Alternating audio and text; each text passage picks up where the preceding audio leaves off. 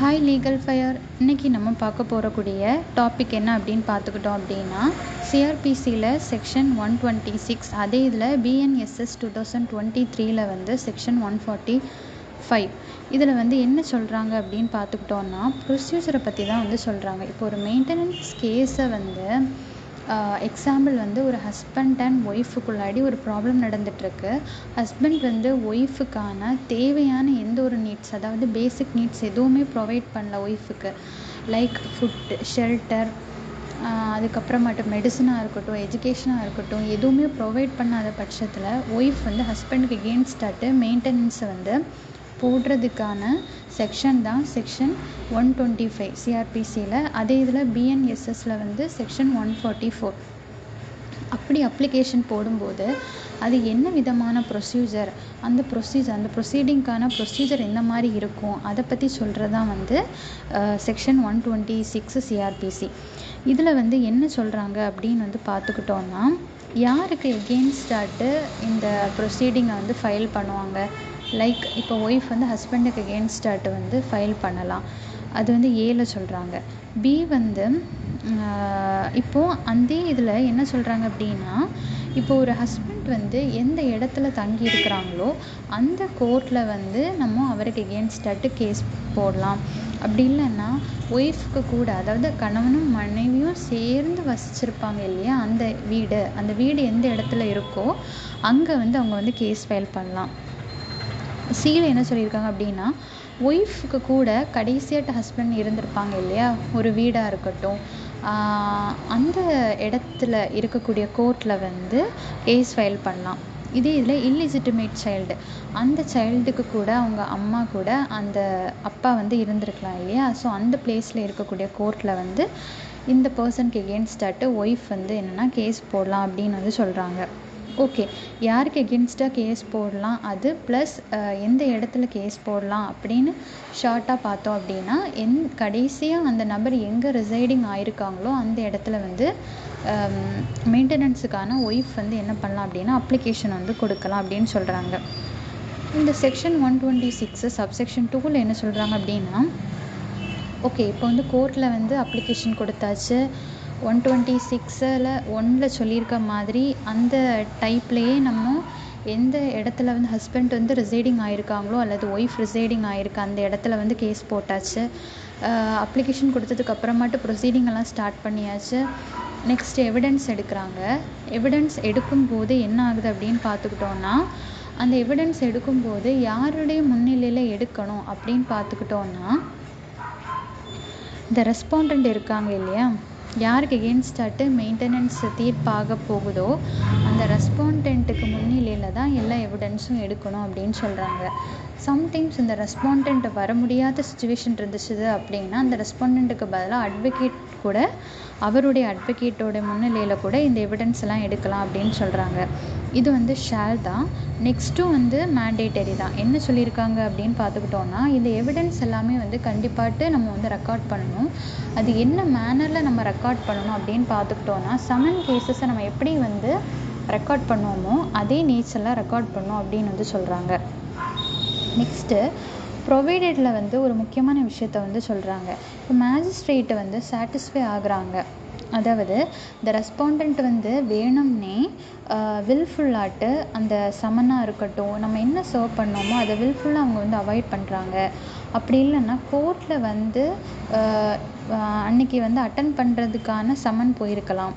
So அப்போ வேணும்ட்டுனே neglect பண்ணுறாங்க அப்படின்னா, மேஜிஸ்ட்ரேட் சாட்டிஸ்ஃபை ஆனாங்க அப்படின்னா அந்த கேஸ், அதாவது அந்த ரெஸ்பாண்டன்ட் சைடு அது எக்ஸ் பார்ட்டி அப்படின்னு இது பண்ணிடுவாங்க. ஸோ இந்த எக்ஸ் பார்ட்டி பண்ணப்பட்டதை தெரிஞ்சுக்கிட்ட அந்த ரெஸ்பாண்டண்ட் வித்தின் 3 monthsக்குள்ளாடி செட்டசைடுக்கான அப்ளிகேஷனை போடலாம் அப்படின்னு சொல்கிறாங்க. ஸோ இதில் பீரியடை மென்ஷன் பண்ணியிருக்காங்க. வித்தின் 3 monthsக்குள்ளாடி செட்டசைடு அப்ளிகேஷன் போடலாம். செட்டசைடு அப்ளிகேஷன் போட்ட உடனே மேஜிஸ்ட்ரேட் அது எடுத்துப்பாங்களா அப்படின்னு கேட்டால் கிடையாது. நீங்கள் எது காரணமாக கோர்ட்டில் அட்டன் பண்ணல, அந்த கேஸ் அட்டன் பண்ணல அப்படின்னு காரணம் ரீசனபிளான காசாக இருந்தால் மட்டும்தான் மேஜிஸ்ட்ரேட்டு அந்த செட்டசைடு அப்ளிகேஷனை ஒத்துப்பாங்க. செட்டசைடு அப்ளிகேஷனை அவங்க ஓகே பண்ணும்போது ஒரு விஷயத்தையும் அவங்க இதில் மென்ஷன் பண்ணியிருக்காங்க. அதாவது பேமெண்ட் ஆஃப் காஸ்ட் பற்றி சொல்லியிருக்காங்க. ஏன்னா எக்ஸ்பார்ட்டி பண்ணதுக்கப்புறமா அதை செட்டிசைட் பண்ணும்போது அந்த கேஸ் முடிஞ்சிடுச்சு, நமக்கு சாதகமாக தான் இருக்குது அப்படின்னு பெட்டிஷன் நினைக்கிறாங்க. ஸோ திரும்ப அந்த கேஸ் நடக்க போகுதுன்னு தெரியும் போது அவங்க அந்த வழக்குக்கான அந்த காசை வந்து ரெஸ்பாண்டண்ட்டு தான் வந்து கொடுக்கணும்னு சொல்கிறாங்க. மேஜிஸ்ட்ரேட் வந்து அந்த காஸ்ட்டை வந்து ப்ரொவைட் பண்ணுறாங்க இல்லையா, அந்த காஸ்ட்டு போடும்போது மேஜிஸ்ட்ரேட் வந்து ஜஸ்ட் அண்ட் ப்ராப்பராக இது வந்து நியாயமான காஸ்ட்டு தானா அப்படின்னு வந்து ரெஸ்பாண்டண்ட்டுக்கு வந்து விதிக்கணும் அப்படின்னு வந்து சொல்கிறாங்க. நெக்ஸ்ட்டு இதே செக்ஷன் 126 சப்செக்ஷன் 3 என்ன சொல்கிறாங்க அப்படின்னா, நம்ம இப்போ செக்ஷன் 125 படி நம்ம அப்ளிகேஷன் கொடுக்குறோம் அப்படின்னா அந்த மேஜிஸ்ட்ரேட்டுக்கு வந்து என்ன பவர் இருக்குது அப்படின்னா காஸ்ட் போடக்கூடிய பவர் கூட அவங்களுக்கு வந்து இருக்குது. ஆனால் அந்த காஸ்ட் வந்து நியாயமானதாக இருக்கணும் அப்படின்னு வந்து சொல்கிறாங்க. ஸோ இந்த செக்ஷன் 126 சிஆர்பிசி அதே இதில் பிஎன்எஸ்எஸ் 2023 145 வந்து இதை பற்றி வந்து சொல்கிறாங்க. இதில் வந்து 3 சப்செக்ஷன்ஸ் இருக்குது. நம்ம இதை பார்த்தோம்.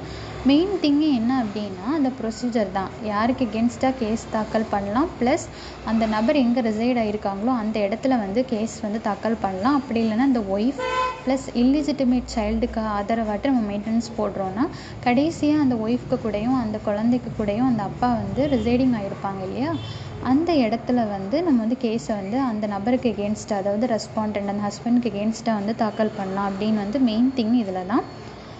ப்ளஸ் என்ன சொல்லியிருக்காங்க அப்படின்னா எவிடன்ஸ் வந்து அந்த ரெஸ்பாண்டண்ட்டுக்கு முன்னிலையில் எடுக்கணும். அப்புறமாட்டு அவர் இல்லாமல் போயிட்டாரு அப்படின்னா அவங்களுடைய அட்வொகேட் முன்னிலையில் எடுக்கணும்.